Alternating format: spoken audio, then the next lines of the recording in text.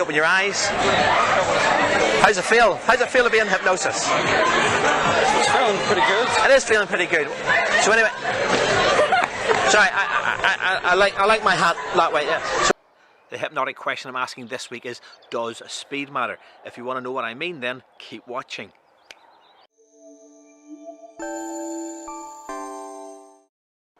Hi there, it's Turan here for Feel Good Hypnosis, and we've got a lovely street hypnosis clip once again, followed by a little tutorial breaking down the steps of what I'm doing, including talking about the speed at which I'm giving the suggestions in this clip today.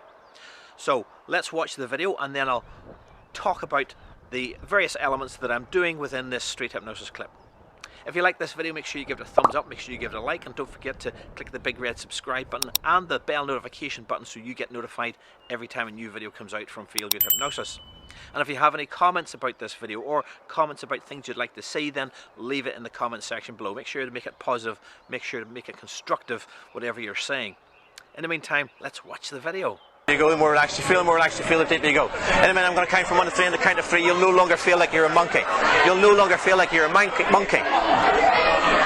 You'll be back to normal as a human being, but just as you're back to normal as a human being, if you ever see someone with a hat that's not pointing forward, that's crooked, you'll have this just insatiable desire to straighten that hat up on their head. You will not be able to just stand and look at their hat being crooked. You will have to straighten that hat up. Nod your head that you understand.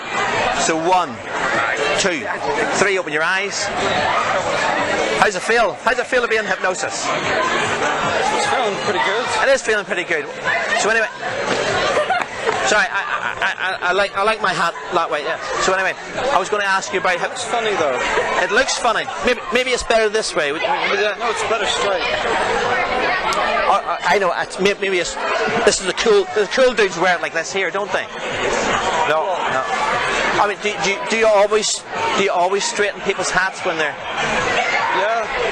Yeah. What about if I put it on this girl here? There you go. Can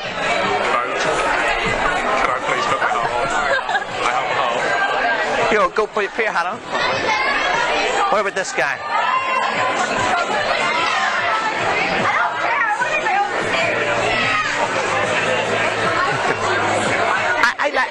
I like it like this here. What do you reckon? I don't.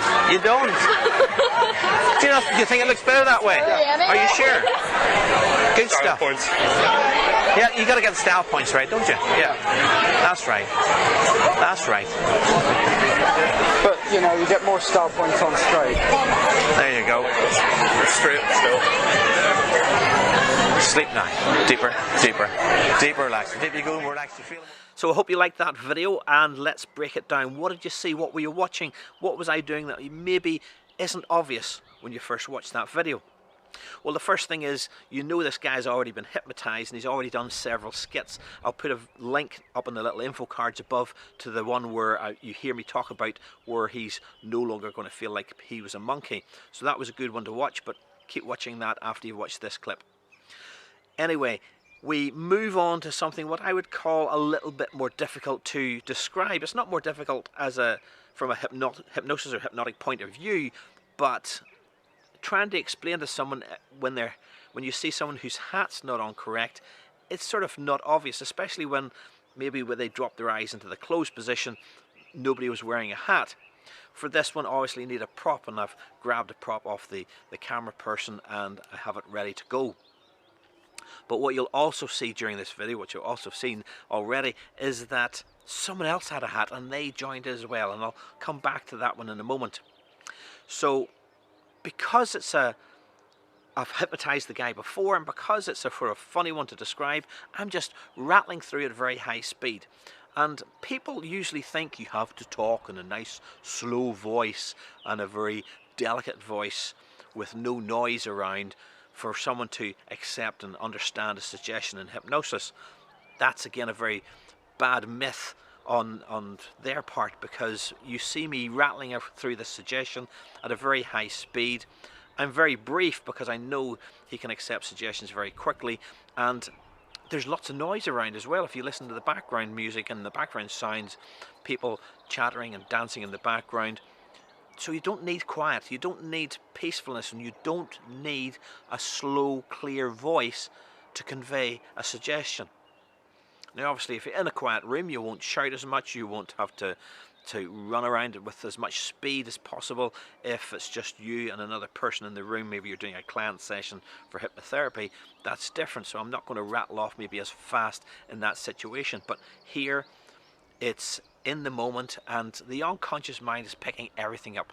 The unconscious mind picks things up faster than we can really understand things. Thousands of signals all over your body are going into your brain, you know, every second of the day. So speaking very fast, your brain has the ability to pick that up quickly and process exactly what I'm saying. So you don't need to speak slowly.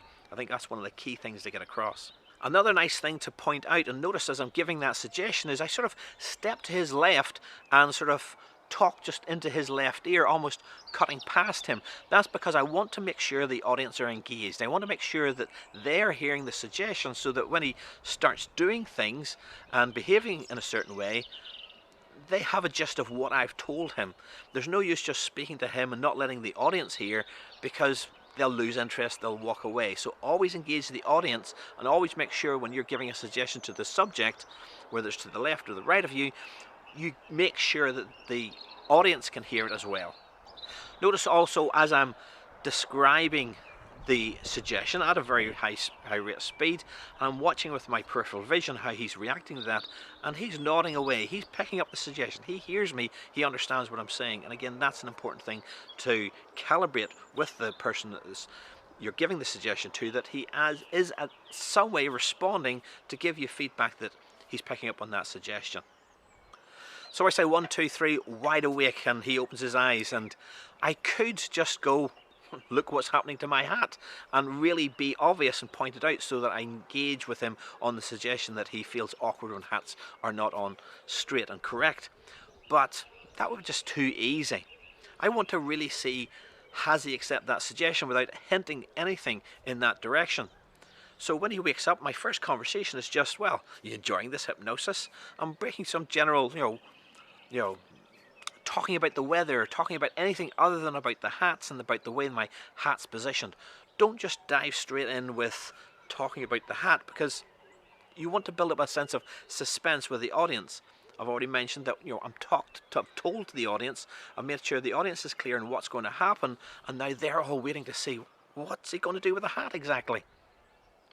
And he responds beautifully. As soon as I have my hat to one side, he just reaches out and corrects it and puts it on straight. So I extend that skit. I mean, that can be a quite short skit to just do that and that's it over. You want to extend that skit and you want to engage with the audience. So I take my hat off and put it on one of the girls in the audience, and again, he corrects her hat. What's beautiful, and I'm always talking about this in my videos, is when you get an audience engagement, everybody plays along, everybody wants to get involved. And you see that tall gentleman at the back with the glasses, he reaches, his hat was buried away in his bag, and he gets it out just to get involved with the skit. That's very important because now they feel very much involved. And the guy with the hat is playing around with the gentleman being hypnotized, and it really is total engagement. It's lots of fun to see people taking command. It makes my life as the hypnotist trying to entertain the crowd a little easier, because now the audience is actually doing that for me. So don't be afraid about people taking over. You don't want to be one of those prima donnas that says, no, I'm the hypnotist, pay attention to me only. If somebody's going to get involved in the audience, let them. It's lots of more fun when they realize that, boy, he really is doing this. It's not just pretend. So by the end of that video, they were talking about style points and really getting engagement and chatting about what looks right and what looks best. It was a really fun skit to do. So I hope you liked that video. Make sure you give it a thumbs up, make sure you give it a like, and don't forget to click the big red subscribe button and leave a comment in the comment section below. I want to hear what you thought of this skit, both the skit and the tutorial breakdown. Give us feedback on that. If you really want to learn more, then I do provide training on hypnosis, so contact me. All the contact details in the description section below.